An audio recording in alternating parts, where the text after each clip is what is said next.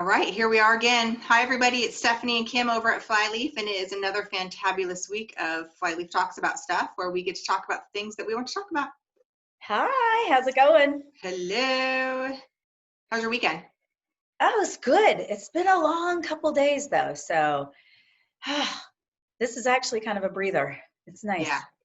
I get to actually talk to you. We've both been locked behind closed doors for 2 days. I actually get to see your face and talk to you, if not this way, and I don't know how other this week. I know. It's so funny because, anyway, it's the beauty of working next to each other and just being busy. And then here we are checking in. Yep. So you had said something earlier, which I thought was just fantastic. And you had mentioned vulnerability. And I was like, wow, we've never done a video on that. I mean, we always talk about Brene Brown's work, but we've never done our own little Flyleaf video on vulnerability. We have not. I think we need to rectify that. Yeah. And so one of the things when we're talking about vulnerability, whether we're working with an individual in a coupleship or as a family or even, adolescents, like this whole concept of vulnerability. And we always preface it with, think about how vulnerable it is to make a phone call to say, hey, I think I really want to work on this issue with somebody, to help me through. And then the vulnerability of showing up, right?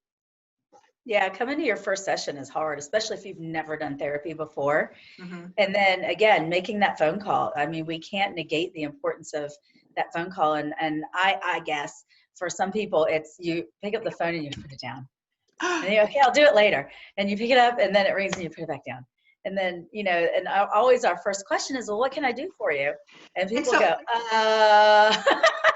And I can totally relate to that story. I was in Hawaii at the time and I was living there, and I went through my first 3 months of this is great. And I was, 25 or 26, I can't remember. And then like the greatness wears off, right? And you get into this adjustment phase. And after the adjustment phase, you're kind of like, I'm struggling. It's the first time that I had lived on my own in a different state. And, it's not like Hawaii, I can just get in a car and drive.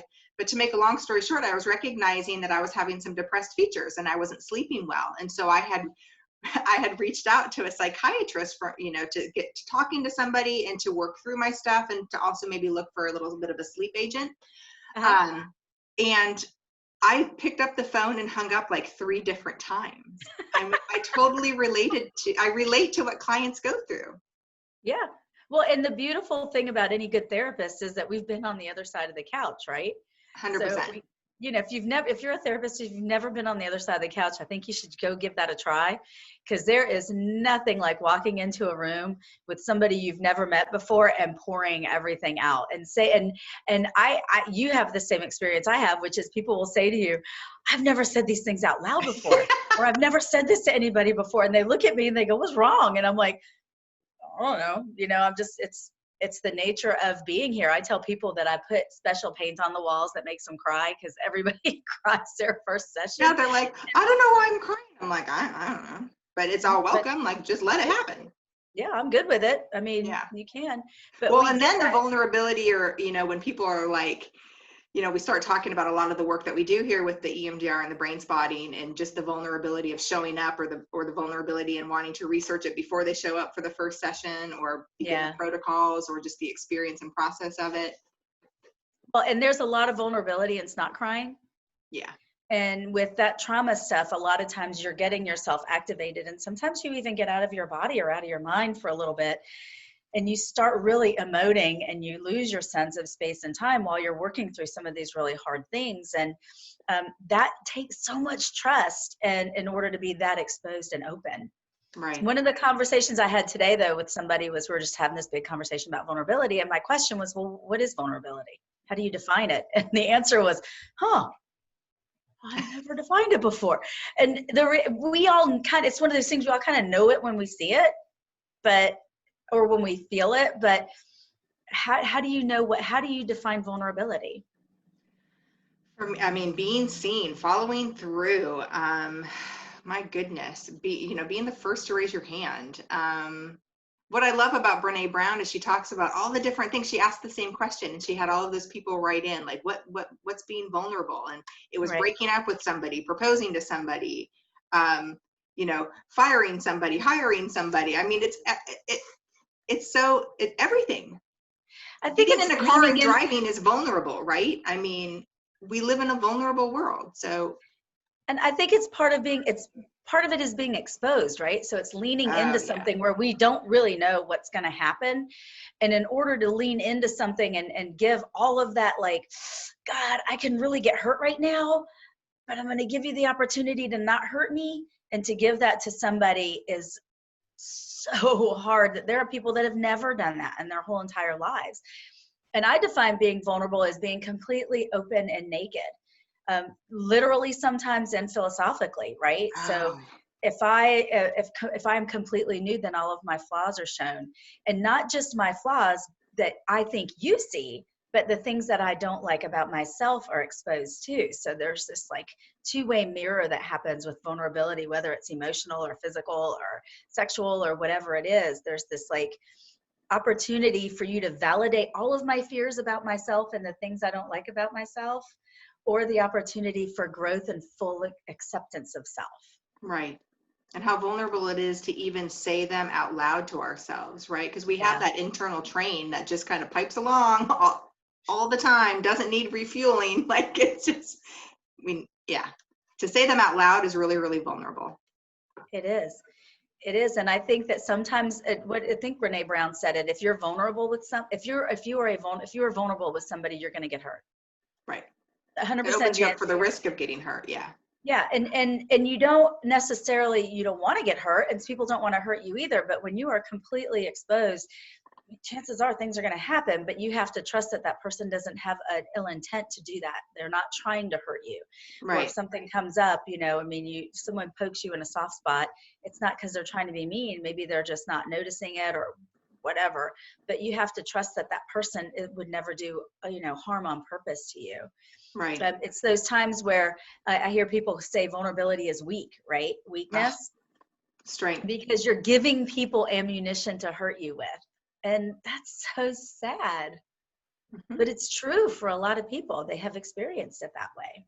Right. But vulnerability is also, I think it's strong. I think that it's a willingness and a need of saying, here I am and I matter. Yeah. And I think it's a choice, but it Mhm. has to be a choice. And you have to know that the person that you're choosing to be vulnerable to, or at least believe that that person's going to treat that with care. Right. So So you don't that's have that to whole walk around process being of, an open book. huh? Because you have to walk around being an open book to everybody. No, and that feeds into like I'm more vulnerable, the more trust that's established. And as we talk about with clients all the time, and that trust is not established in one big trust dump. I mean, it is an Right. accumulation of trust nuggets over time. So then I'm able to be more vulnerable and really talk to you about what it is that I'm thinking and feeling and what my needs are, if my needs are being met or unmet, or Right. some of how I view myself and the things that I say to myself, and being the willingness to know that you're a safe person that I can share this with. And you said something about who I can trust. I always refer back to the beautiful Brene Brown video, The Anatomy of Trust. Yeah. So if you want to know the definition of trust, and this is for all of you guys out there to hear this, if you want to know the definition of trust, if you really want to get into what trust is, because it isn't just being honest, there's way more to it. Look up The Anatomy of Trust. It's a YouTube thing, and you can look up Brene Brown and watch that. It's 15 minutes long, maybe. It's not very If long. that, yeah. But it is just one of those gut checks, I think, for everybody. If you look at it, you can, and for me, when the first time I saw it, I was like, oh, yep, I want people in my life that are like this, and I want people in my life that are like this. And I'm going down my friends and going, oh, that's why I don't like that. I can't trust that person I'm going around. But what really gut punched me was, am I that person for other people? And the answer, if I'm honest, is no. Mm-hmm. There are things about me I need to work on so that I can be somebody that people will come to and be vulnerable. Some people, yes, but not everybody. Right. It's pretty interesting.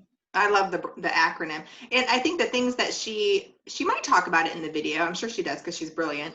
But how we also add on that you have to be congruent between what it is that you say and what it is that you do, and that you have to follow through with what it is that you say, and that you have to be consistent at doing all of it. Yeah. So it's not just that I did these little trust nuggets and then I'm done. It's no, I'm showing up this way consistently. And the thing that I think for the one that got me was the one where you accept help from other people. Ah, I think we view that as not just me, but as a collective, we view sometimes accepting help as a weakness. If I can't do it myself, then I don't need help from anybody. But if somebody asks me for help, I'm ready to offer my help to them and do that.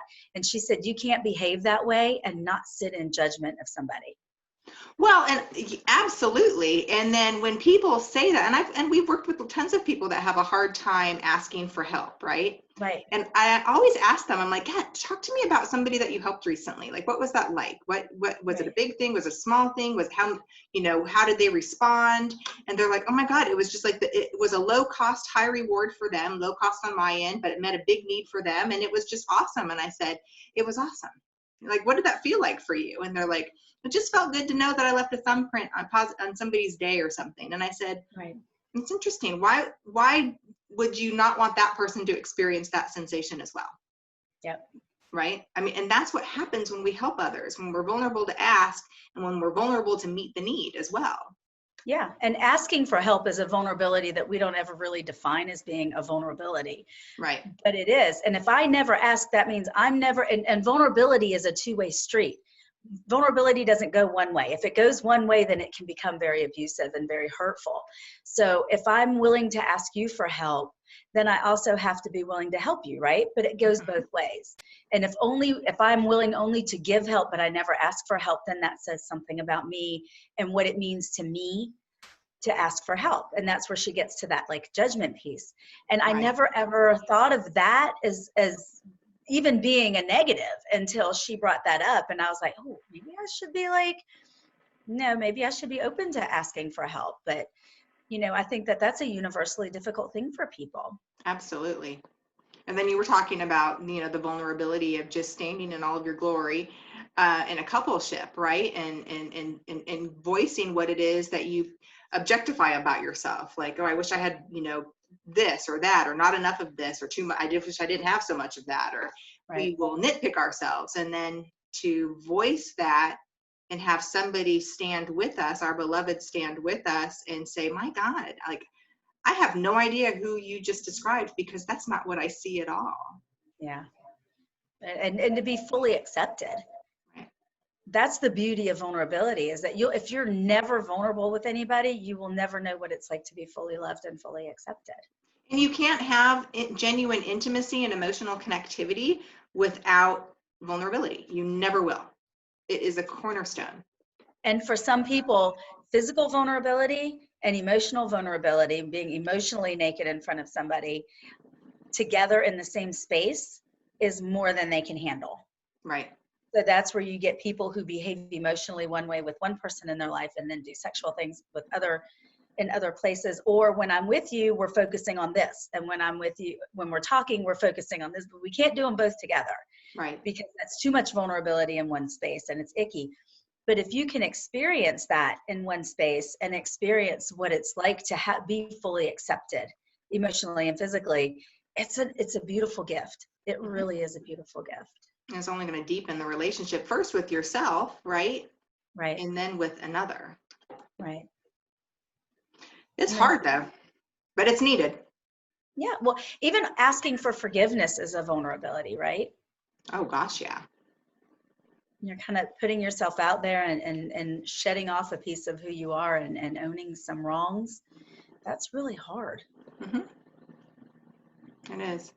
That is really hard. And another piece of this that kept coming up this week for me in various forms is that whole asking for forgiveness. But for some people, they deflect when a conversation is on them, because then you're holding a mirror up to me and my behaviors. So I have to put it back on you and make it about you. Because if I look at myself, it's like looking at myself through a funhouse mirror, and I can't do that. And all of my ickiness looks exaggerated, and I feel like I'm seeing myself in a way that's ungood. That's not good. And I'm seeing myself the way I perceive that you're seeing me. Right. If that makes sense. Yeah. I'm occupying another person's headspace when I do that, by the way. Yeah. And I'm looking at myself the way I think you're seeing me, and I can't do that because I don't want to even be vulnerable with myself. Right. And if I'm telling myself this and seeing myself this way, there is all the reason in the world that I believe that you see me in the same way. Right. And the vulnerability of actually checking that in. Right. Right. Vulnerability is a beautiful thing. It is. Embrace And it. save it. Save it for people who've earned it. Right. I can't believe that we have been doing this since March and we are just now talking about vulnerability. I guess it's such a staple. Like, it was just like a aha moment when you said it. Yeah. Why Yeah. have we not done this? Yeah, the beauty is that we get to talk about things with people who never might make it into our office, but we have the same conversations kind of over and over again, either with each other or with clients. And it's not the same conversation, but the same kind. So when we recognize there's something that somebody else might learn something from, this is a nice forum to share that. And it makes my heart happy. I know. More healing. Healing happens. Good thing. Yes, it does. So, final thoughts. Vulnerability. Thumbs up. Necessary. It's necessary. It is. It's hard though. It's so hard. So you got to be careful with your heart, but it's okay. It's okay. And even if it takes you 3 times to make that phone call and stay on the phone, it's okay. Just because it took 3 times, it's fine. She was fine. We'll be there. And one thing we can assure you here is that there is no judgment. Right. It really isn't. If someone tells you they got judgment from us, then I apologize for that. But we are very, very clear about the fact that we just love people for who they are. Helping them heal. Absolutely. And it's an honor. Let's be honest. It's an honor. It is. It is an honor. And we see it that way too. It's nice. So I did the opening. You do the closing. All right. I can't do it as good as Allie though. So yes, you do. Where can they find us? We can be found on our Facebook page at Flyleaf Counseling, our Instagram at Flyleaf_counseling, our website, flyleafcounseling.com, and our YouTube channel, you got to type it in, Flyleaf Counseling. Perfect. Something that I want to mention too for our audience is that in the nearing weeks, we will be at least once a month, probably consistently, maybe the last Tuesday or Wednesday of the month, doing a Flyleaf Spotlight. So we are going to be having somebody talk with us that is not a part of Flyleaf, but aligns a lot with what Flyleaf believes in. So we will be introducing you to them as well. And we'll be doing our same kind of thing. Well, Flyleaf talks about stuff, only we'll have a new voice once every month. Once a month. Yeah. We're looking look forward to it. We'll let you know. Okay, see ya next week. Bye, guys. Bye.